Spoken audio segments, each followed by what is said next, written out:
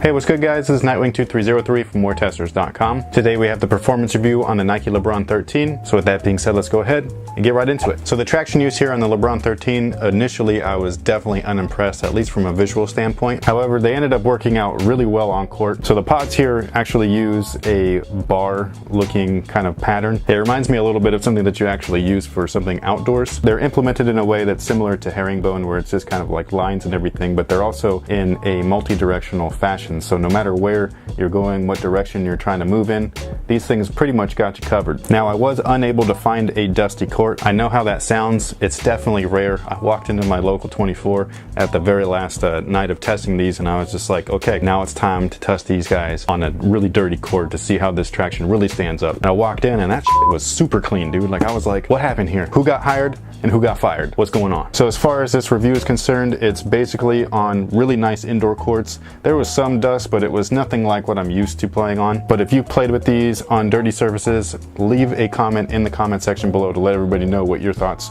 or opinions were on how they performed. As you guys know, with the LeBron 12, it was really hard for me to feel any of the hex zoom pods except for the one in the heel, and that's because this one was the largest volume, meaning that it was the thickest. Now the LeBron 12 actually changed that by implementing two smaller units with two large units. So you have one large unit in the heel, 13 millimeters thick, then you have a 13 millimeter thick one at the Met location. This is very similar to the Kobe 5 setup where you have that one Met bag right here. These are the two main impact strike zones, and I have to say they felt awesome. You can feel it right when you try them on, but you can really feel it when you start getting around on court, especially with your stride. Heel to toe just feels really great. Much like the LeBron 12, I still didn't really feel these two smaller units, but I don't put a lot of pressure on that side of the foot. Like I said, this area and this area are the main strike zones, so those are the ones that you really want to focus on, and I like that that's what they did here. And because they are potted, they are protruding out just a slight bit, and so you really feel that responsiveness or that bounce. This feels like real Zoom Air to me. Now, something that was greatly improved between the 12 and the 13 is heel to toe transition. The LeBron 12 setup was fairly clunky, where that forefoot was really nice and flexible. The heel area had all of this posit that basically extends all the way down to the heel, so when you do have a strike upon that heel movement, it's just really hard, really thick, and you don't actually catch the zoom unit until you start to roll into your stride. And so first impact is like a little bit of a dense ride, almost clunky or brick-like. And as you can see with a LeBron 13, they've gotten rid of all of that posit. All you have is midsole and outsole with that lightweight phylon, so when you are crashing down, it's just a smooth roll and transition into the forefoot area. And you can even see where it kind of lips up like this, so that when you are hitting, you're just going to be rolling straight into your stride. It's a really great feature, and it feels 10 times nicer than LeBron 12s did. So really great improvement from the transition standpoint. I actually really dig that, and I think that larger Swift players like LeBron are definitely going to enjoy that as well. Now, as far as materials are concerned, the entire upper is comprised of like a one-piece bootie, very similar to the LeBron 12. So the base layer is an internal boot system or a sock, followed by the dynamic flywire, which you can actually see that's attached into the footbed. Now the secondary layer is this fuse layer, which is something that I was really complaining about in my initial first impressions, because it really doesn't feel good when you try them on. It just kind of feels really stiff and awkward. But this is one of those shoes where you just kind of got to wear them, and then you're going to actually see the benefits from it. So what they ended up doing here is they put these fuse panels in zoned locations, and these areas have zero stretch. So obviously you'd want that in the collar areas, which you have, but then they also did that along the midfoot and then around the toe box as well, leaving the rest of it hollow, so you have plenty of articulation right where you need it, and then no stretch zones right where you need it as well. And that's pretty much the biggest difference between these two models here, is that this was primarily mesh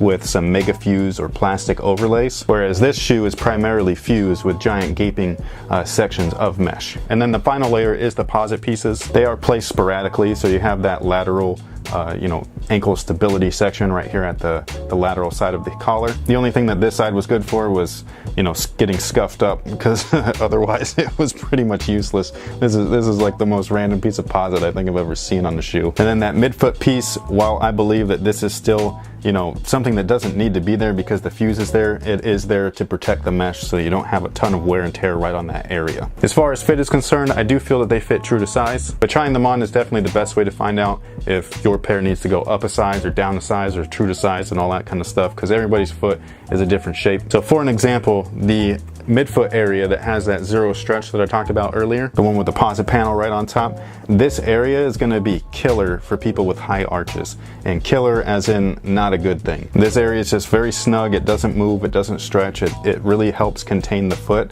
It does its job really well, but if you have a high arch, this thing is going to just kind of rest or lay right on top of your foot in a way that you might think is uncomfortable. So again, trying them on is definitely the best route to go. Now the one thing that I do have to nitpick, just because this is for my foot shape only or my legs, is that the height of the collar here I was not a fan of. And it's not just because I really prefer low top, it's because these little pointed sections right here, they would dig into my legs.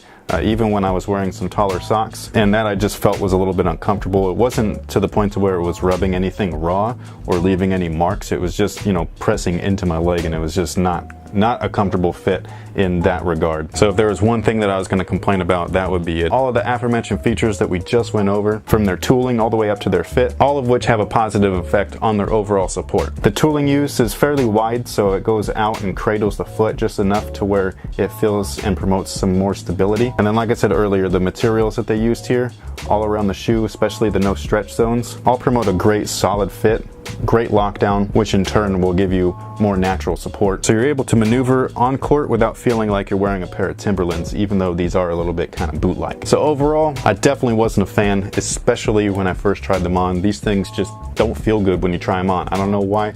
They just feel like stiff pieces of junk. However, once you break them in, these things feel freaking awesome. The traction and cushion were two of my favorite features, and while I do prefer the materials that were used on the 12s overall, just in terms of my personal comfort level, the materials that they used here on the LeBron 13 are something that was actually really good once they were broken in. Provided plenty of support with plenty of mobility. Like I said, you got those no flex zones, then you have actual flex zones. So larger guys that enjoy that type of fit, they want something that's really nice and secure, really locked in, but offers enough mobility for you to just kind of like do your thing on the court. This is the shoe that's going to be able to get that done for you. Now, as far as their price or value is concerned, that's something that I hear a lot of people constantly being like, are they worth such and such? And to be perfectly honest, I've said this many times before, but I guess I'll just say it again. The budget thing, that's totally up to you. You got to set a budget and then you got to stick to it. The whole question on does the shoe's performance change depending on their value is really a non-valid point, just because if these things retailed for $40 but nothing on the shoe changed, they're still a great performer and they just happen to cost $40. Meanwhile, they retail at $200, none of the performance features changed, and they are still the great performer that they were at $40. So again, the price thing,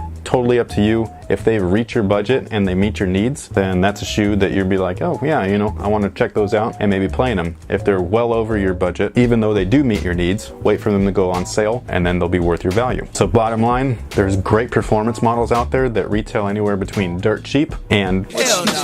For real?